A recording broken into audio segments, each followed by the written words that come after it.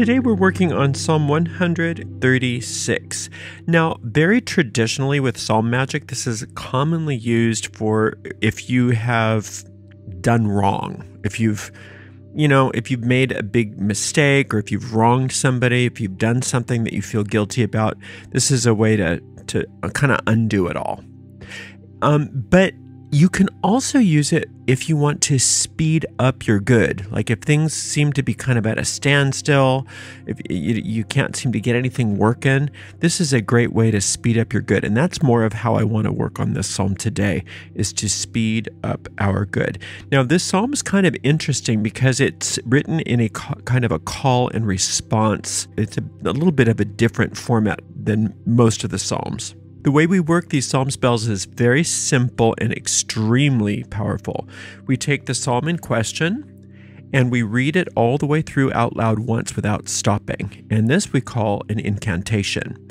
Then we go back through that psalm and we go through each verse one by one, and we find hidden occult meanings that lie there. We see these as seeds, or even packets of seeds of magic, that when we plant them into our deep mind, they take root and they grow and they blossom and they bear real fruit after their kind. So while we're doing this magic, we want to think about whatever it is that we're bringing to the psalm, whether it's a goal or whether it's a problem to solve, and we really apply what we're finding there to whatever the topic at hand is, so that we can have a solution or a result actually show up for us in real terms in our lives.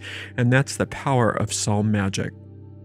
And that's what we're going to do right now together with Psalm 136. Oh, give thanks unto the Lord, for he is good, for his mercy endureth forever. Oh, give thanks unto the God of gods, for his mercy endureth forever. Oh, give thanks to the Lord of lords, for his mercy endureth forever. To him who alone doeth great wonders, for his mercy endureth forever. To him that by wisdom made the heavens, for his mercy endureth forever. To him that stretched out the earth above the waters, for his mercy endureth forever. To him that made great lights, for his mercy endureth forever. The sun to rule by day, for his mercy endureth forever. The moon and stars to rule by night, for his mercy endureth forever. To him that smote Egypt in their firstborn, for his mercy endureth forever, and brought out Israel from among them, for his mercy endureth forever. With a strong hand and with a stretched out arm, for his mercy endureth forever. To him which divided the Red Sea in two parts, for his mercy endureth forever, and made Israel to pass through the midst of it, for his mercy endureth forever, but overthrew Pharaoh and his host in the Red Sea, for his mercy endureth forever. To him which led the people through the wilderness, for his mercy endureth forever. To him which smote great kings, for his mercy endureth forever, and slew famous kings, for his mercy endureth forever. Sihon king of the Amorites, for his mercy endureth forever, and Og the king of Bashan, for his mercy endureth forever, and gave their land for an heritage, for his mercy endureth forever, even an heritage unto Israel his servant, for his mercy endureth forever, who remembered us in our low estate, for his mercy endureth forever, and hath redeemed us from our enemies, for his mercy endureth forever, who giveth food to all flesh, for his mercy endureth forever. O give thanks unto the God of heaven, for his mercy endureth forever. So, first and foremost, what are we talking to? Who are we talking to? We're talking to the Lord. We're giving thanks unto the Lord. What the Lord represents is the one life force. There's only one. So that which beats your heart, that which creates universes, that which creates babies out of embryos, that which is all. There is only one power, only one source, only one force, only one substance. And even though there may be very many different kinds of deities and ways of worship, and all of that is fine, what we are talking about when we work psalm magic is the one force the one source. And since there's only one, there's nothing to oppose it. And that's why when we understand that, these Psalms become extremely powerful. So it says, "Oh, give thanks unto the Lord, for he is good."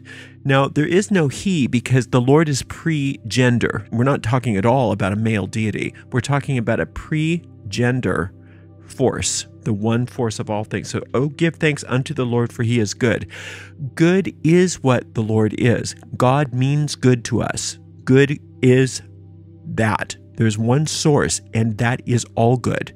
So all good in our life is real. Everything else doesn't come from the Lord, therefore doesn't really have any existence. It just appears to.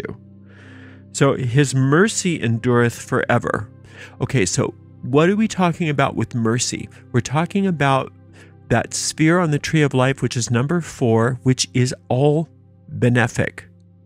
So no matter what the problem is, there is a healing, there is a solution. So and it endures forever. That means there's no end to it. There's no beginning to it. There is just foreverness to it. So the mercy, that which can heal us, that which can make everything right, that which brings all good to us, is eternal. And there's nothing to oppose it. So, "Oh, give thanks unto the God of gods." So the God of gods just simply means the source, the one source. There's one. And if you think in terms of what the oneness of that all is, it blows the mind because there is none other. And we're all a part of it. "Give thanks to the Lord of lords." So the Lord, if you look back in ancient days, a lord was the boss. So this meaning the Lord of lords, there's only one. There is no bunch of different bosses. There's not a bunch of different kings. There's not a bunch of different monarchs. There's not a bunch of different leaders and heads of state or any of that. There's only one, and that is this one supreme source. And there's nothing else but that. So we are beholden to nothing but God. And that God's mercy endureth forever. And that's just such a wonderful thing to just reiterate again and again and again. There's no end. There's no end to the good. "To him who alone doeth great wonders." Well, there's none other to do great wonders. So yes, him alone, but that's just to reiterating that there's only one. "To him that by wisdom made the heavens." So infinite intelligence made the heavens. So what are the heavens? The heavens represent that realm where everything is permanently perfect. It's the realm of perfection. It's the divine plan. It's the divine design. "To him that stretched out the earth above the waters." So the earth above the waters, we're not necessarily talking about a creation myth here. We're talking about the earth meaning our circumstances, and the waters our spiritual and emotional bodies. To him that made great lights. Great lights, that can be the stars, but that can also, if we can look at what those represent, the great lights are everything that guides us. Everything that guides us. That's our spirit guides, that's the angels. That's all wisdom, every bit of wisdom that we can possibly come in contact with. The sun to rule by day. Now remember that the sun represents not only the light that lights up the daytime, but it's the center of our solar system, and it's the giver of all life here on earth. And it represents the 6th sphere on the tree of life, and that is the sphere of the miraculous. The moon and stars to rule by night, we can look at that as sphere number 9 on the tree of life, and that is all magic. That is that which connects us to every part of the universal consciousness. That is our deep mind. So we're looking at the conscious mind, possibly. That's one way to look at that, as the sun by day, and the unconscious mind as the moon that rules by night, the moon and stars by night. To him that smote Egypt in their firstborn. Well, Egypt is that land in the story in the Bible that represents that which captivates us, that which makes us feel like we have no recourse, that which in this world makes us feel like we are prisoners here. All the circumstances in our life that feels like we can't move, like we have no agency, we have no free facility.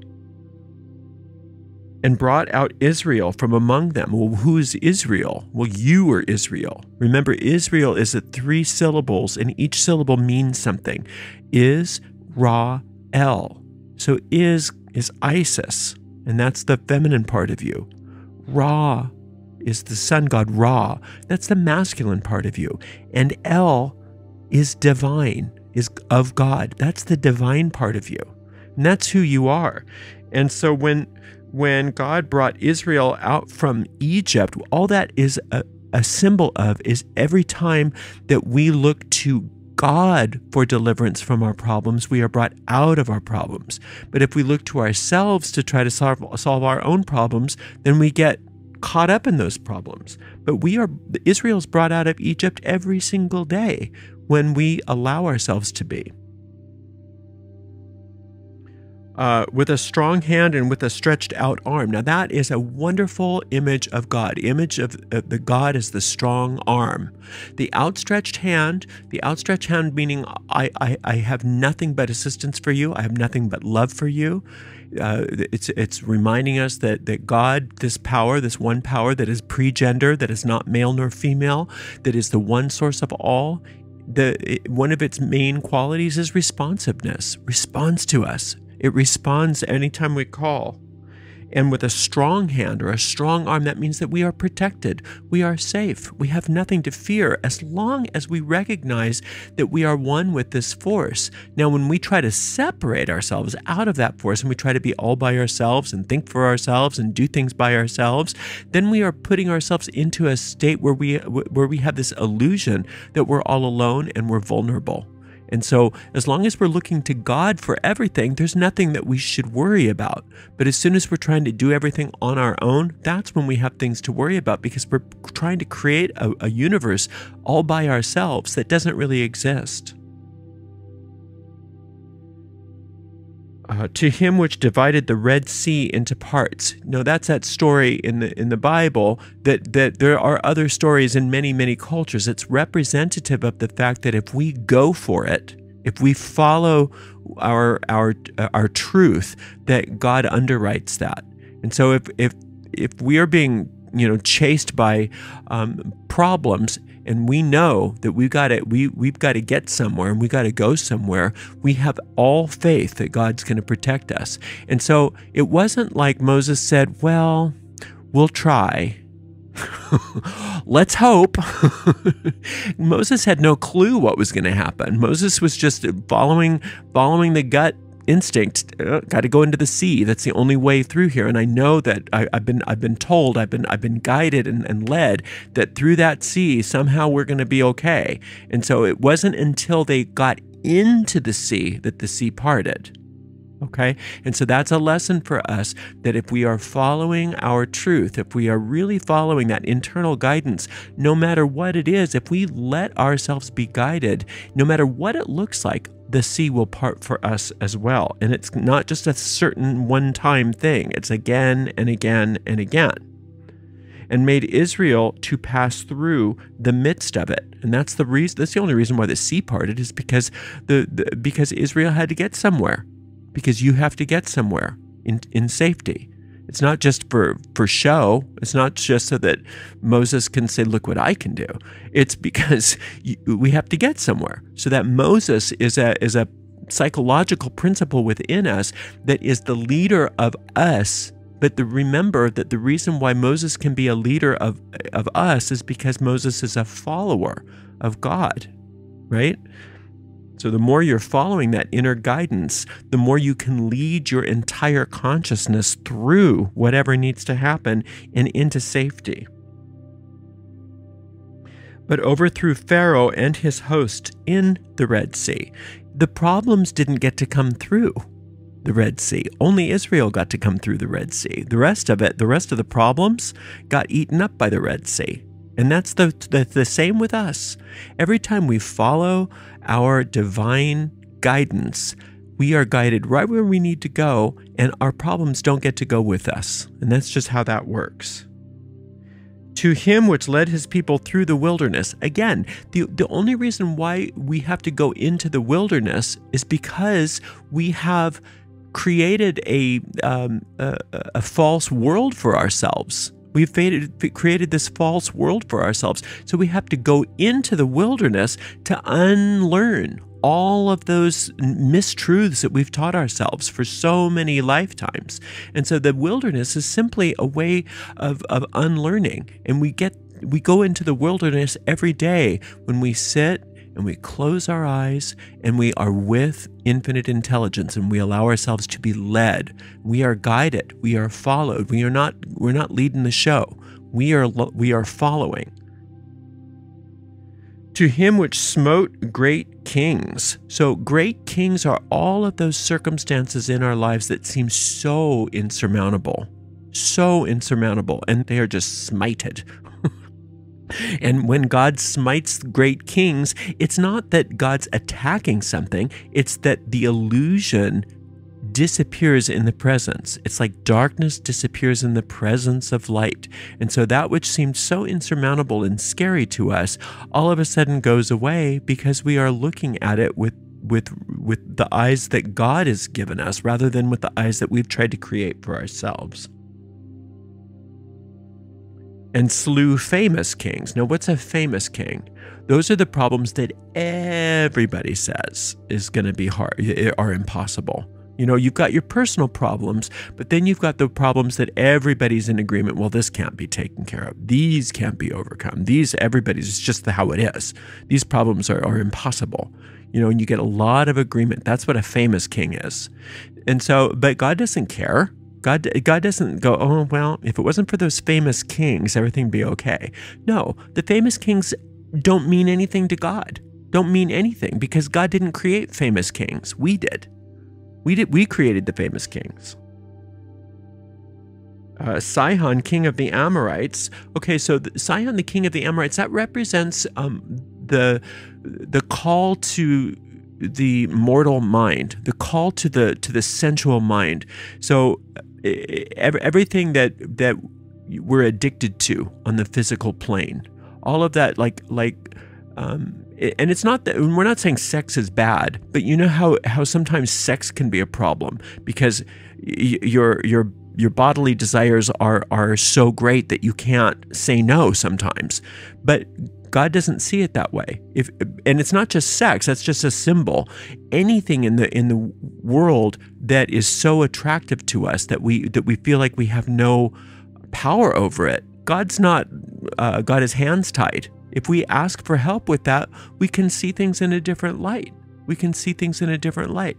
We can put the things of this world into perspective so that they're not more important to us than our spirit. In fact, they become servants to us rather than we become slaves to them.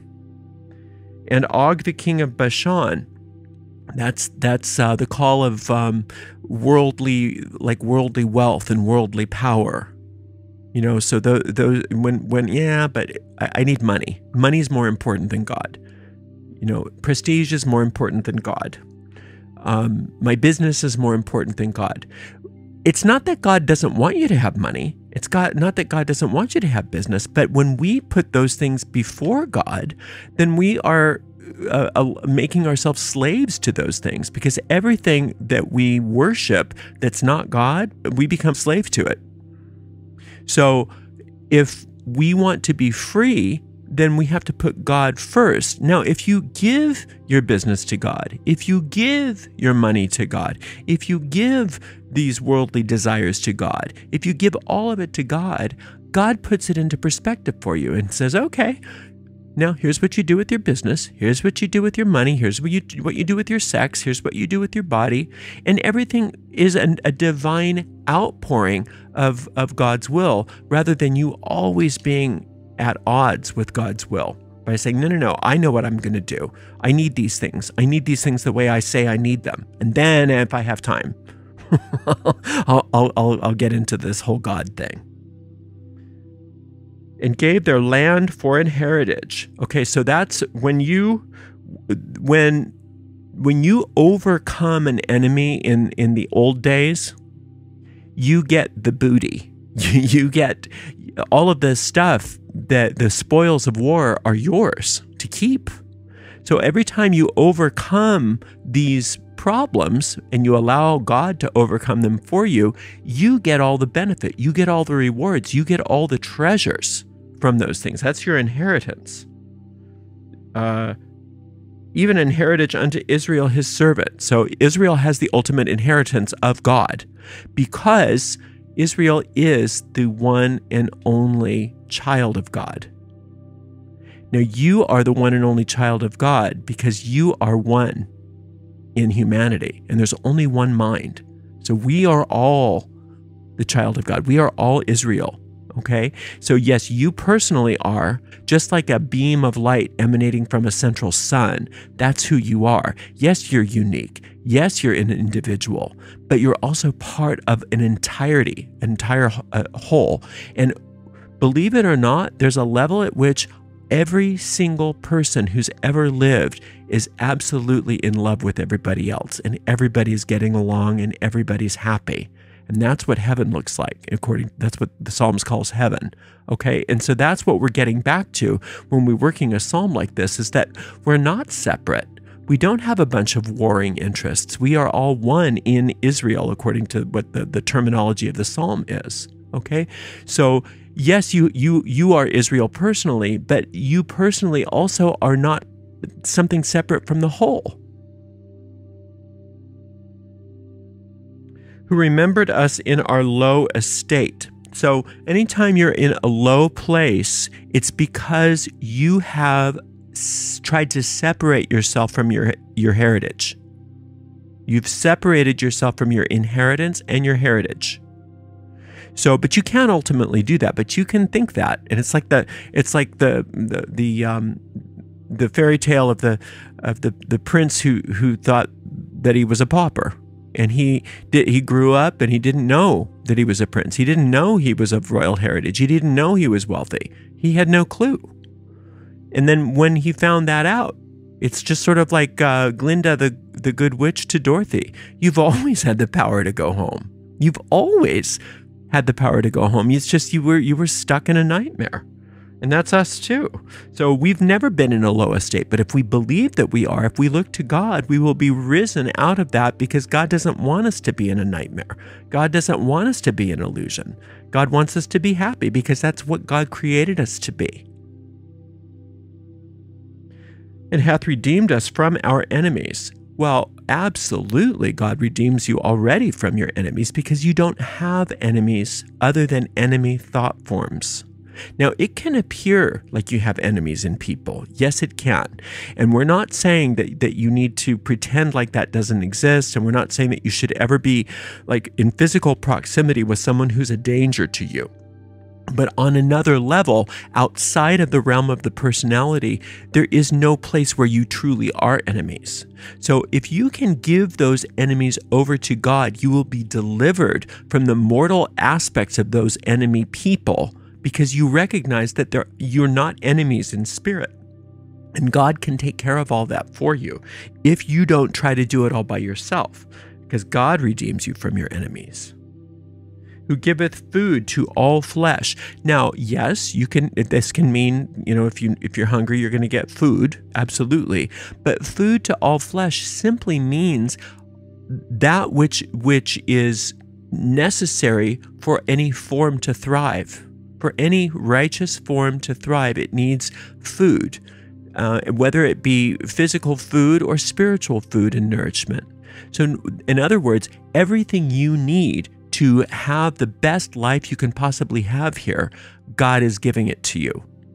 God has given it to you, and it's there for you. And that's why in that Lord's Prayer, give us this day our daily bread, that means today is all I need to worry about. Today, I've already been given all the money I need. I've been given all of the resources I need. I've been given everything that I need today. And it's up to me to claim that. And you claim that by actually saying it. I claim this. Or you say this psalm and you say, who giveth food to all flesh. Oh, give thanks unto the God of heaven. Okay, so the God of heaven is the God of perfection, and there is only one. And our job is to allow God to create the experience of truth for us here on earth. And that is that we are supposed to reflect heaven here on earth. Now, the reason we don't do that is because we have free will, and we are capable of having an experience of anything that we choose. And so we choose, obviously, to have everything but heaven here, because for some reason we've decided that heaven is scarier than the pain that we inflict on ourselves. We're afraid of heaven. But now, as we get more and more educated by our own spiritual guidance, we recognize that there is nothing to fear in heaven. In fact, heaven is the end of all fear. So as we become more closer and closer to our relationship with that one source, we allow that source to remove all fear from us. And remember that it's not, we think that we're afraid of poverty. We think we're afraid of violence. We think we're afraid of criminal behavior. We think we're afraid of all these things in the world, which we are, but those are masking the true fear, the insane fear. The real fear that we have is that we're powerful, that we have all power.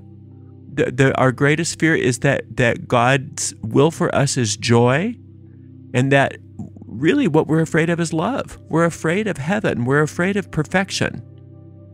Why? Because we've swallowed an insane idea that somehow God is out to get us, that somehow we need to separate ourselves from our good, that we need to somehow be responsible for every aspect of our lives. How is that even possible, that we could be responsible for our own lives if we didn't create ourselves?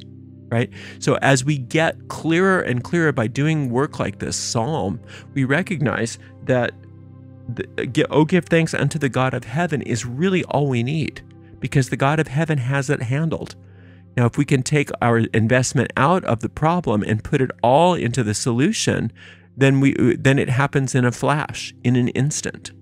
So it's through the giving of thanks in this psalm over and over and over and over again, and recognizing the mercy of God and realizing what mercy means. That's the solving of your problems, right? Getting back into the bliss of who we really are. Over and over again, the psalm has been giving us a very, very powerful mantra to be constantly at one with our good, forever at one with our good, and allowing our problems to be removed from us. And so you just keep coming back to it again and again, whatever psalm you're working on, until you get a sense that your problem is being solved, or that your goal is being manifest. And you know that you get a sense of that by the peace that you're starting to feel about it. And if you're feeling peace about something, that's an indication to you that your spell has taken and you don't have to work on it anymore, and you can start working on something else. All right, well, thank you so much for spending some time with me today. I can't wait to work with you again. And until next time, blessed be.